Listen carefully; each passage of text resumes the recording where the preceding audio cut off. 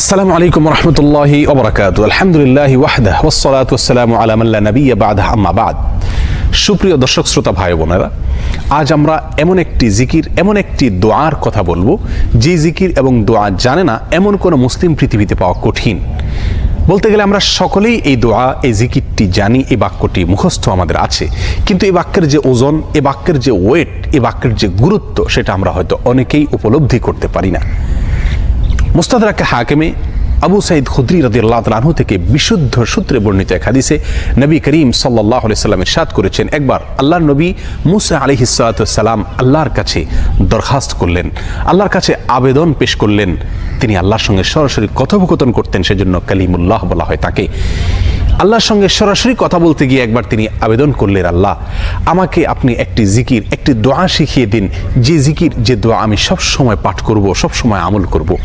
আল্লাহ সুবহানাহু ওয়া তাআলা তখন মুসা আলাইহিস সালাতু ওয়াসসালামকে বললেন, কুল লা ইলাহা ইল্লাল্লাহ, হে মুসা আপনি লা ইলাহা ইল্লাল্লাহ এই দোয়াটি সবসময় পাঠ করবেন, এই জিকিরটি সবসময় পাঠ করবেন, এটা আপনাকে আমি দিলাম।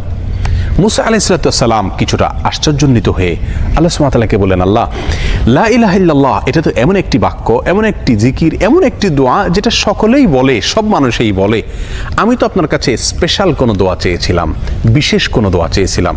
আল্লাহ সুবহানাহু ওয়া তাআলা তখন মুসা আলাইহিস সালাতু ওয়াসসালামকে বললেন, হে মুসা, যদি সপ্ত আসমান, সপ্ত জমিন এবং এই দুইয়ের মধ্যে যা কিছু আছে সব কিছুকে, আল্লাহর অস্তিত্ব ছাড়া বাকি সব কিছুকে যদি একটি পাল্লায় রাখা হয়, একটি হাতে রাখা হয়, আর লা ইলাহা ইল্লাল্লাহ এই বাক্যকে যদি অপর হাতে, অপর পাল্লায় রাখা হয়, তাহলে লা ইলাহা ইল্লাল্লাহর পাল্লা ভারী হবে।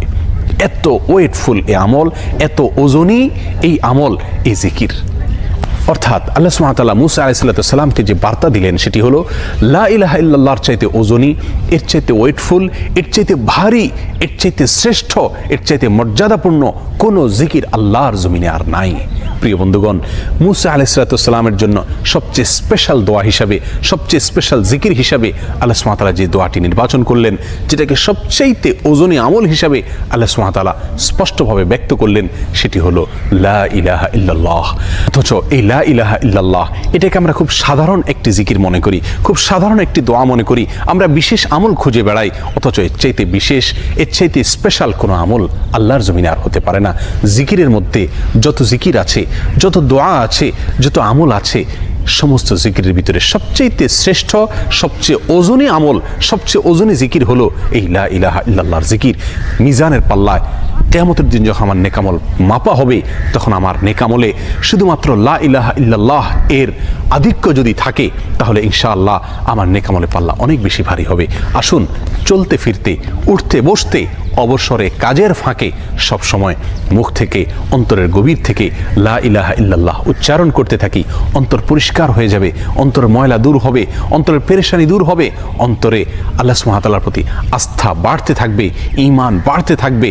এবং লা ইলাহা ইল্লাল্লাহ এই জিকির আমরা যত বেশি করব, তত বেশি সৃষ্টি জগতের অন্য সব কিছু আমাদের কাছে তুচ্ছ মনে হতে থাকবে, সব কিছুর হারানোর কষ্ট আমরা ভুলতে থাকবো, আল্লাহ সুবহানাহু ওয়া তাআলার কাছে আমরা খুব বেশি নৈকট্য অর্জন করতে পারবো। আসুন বলতে থাকি বেশি থেকে বেশি, অন্তরস্থল থেকে ঈমানের সঙ্গে লা ইলাহা ইল্লাল্লাহ।